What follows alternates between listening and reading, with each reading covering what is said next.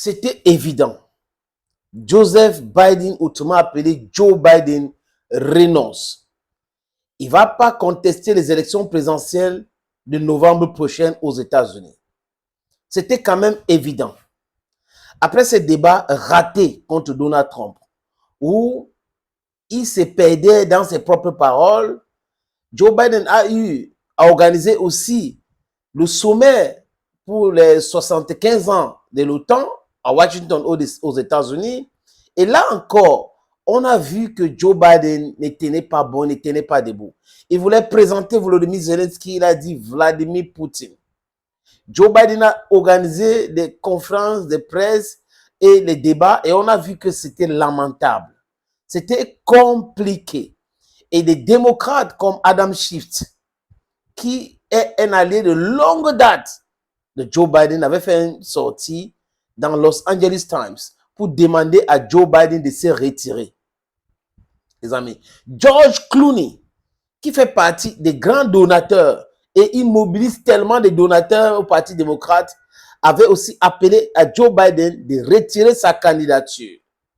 On a vu Nancy Pelosi, l'ancien président de la Chambre des représentants, autrement appelé le Congress.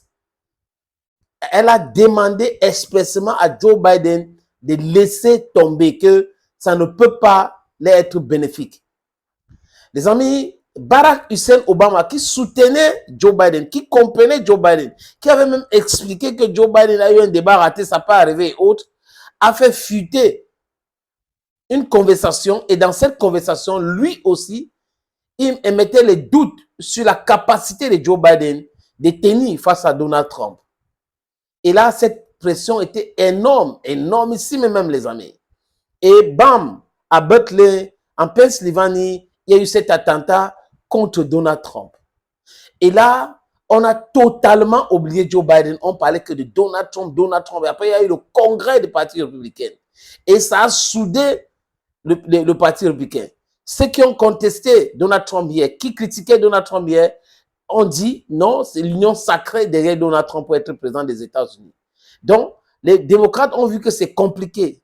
Leurs champions ne tiennent pas debout. Leurs champions n'arrivent pas à organiser à être cohérents lors d'un débat ou même lors des simples discours que lui-même il tient. Leurs champions n'arrivent pas à marcher normalement. Donc, il n'est pas seulement vieux parce que la vieillesse, ce n'est pas une maladie, mais il semble être malade. Et dans cet état-là, ça devait être difficile pour le Parti républicain, Parti démocrate, les amis.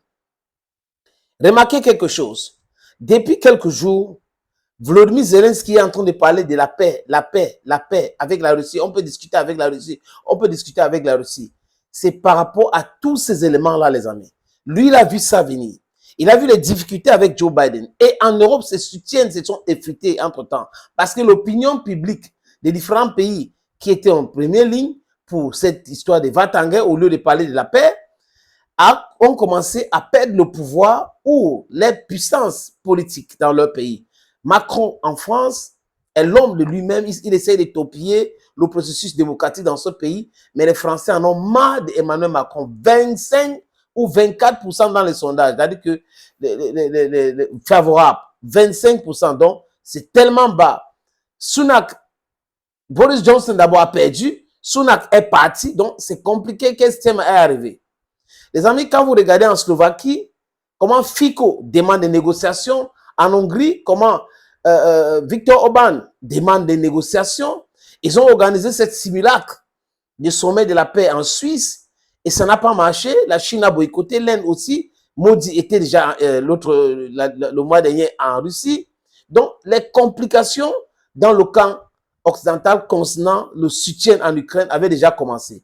Et là, Zelensky a vu ça bien. Il a vu les problèmes en Europe et il voit que Donald Trump, qui parle de paix en 24 heures, est en train de gagner en sondage, gagner en tout. Donc, il risque d'être le prochain président des États-Unis. Donc, c'était évident pour lui de venir vous parler de la paix, la paix, la paix, la paix. Joe Biden a essayé de parler de la paix avec la Russie pour se requinquer et tout cela, mais la Russie avait compris. Vladimir Poutine n'a pas voulu jouer à ce jeu. Donc, ça l'a énervé, il a commencé avec des discours. Donc, les amis, ils sont entrés dans quelque chose. Et nous, ici, on vous disait, et on répète encore, les amis, que quand vous êtes dans la vérité, Vous êtes clairvoyant. Vous n'êtes pas là en train de chercher des contestations et tout ça là, contours et autres. Non.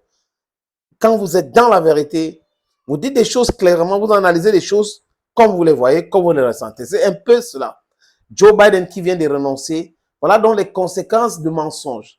Mensonge n'a pas de longue jambe. Aujourd'hui, on a 3 mois d'élection présidentielle. Le congrès du Parti démocrate, c'est dans quelques jours.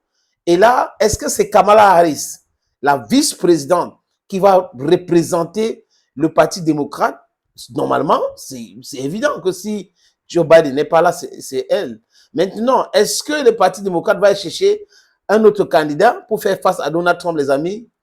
Il faut faire tout. Il faut tout faire, je vous l'ai dit. Il faut tout faire pour éviter trop de casse. Élection présidentielle, je crois que c'est perdu. Maintenant, ils sont en train de se mobiliser pour ne pas permettre à Donald Trump de gagner la Chambre des représentants et le Sénat. Voilà ce qu'ils sont en train d'essayer de sauver. Mais c'est fini. C'est fini. Donald Trump is going to come back. Voilà ça pour vous, les amis. Donc, à l'heure où je vous parle, Joe Biden a lavé ses mains. Il a dit, OK, c'est bon pour moi. Un mandat, ça suffit. Moi, je laisse tomber. Thank you, friends. You're Bamenda man. You're a Kuna man. You're a Ngi man. You're Bakuri man. I'm proudly Anglophone. Bye-bye.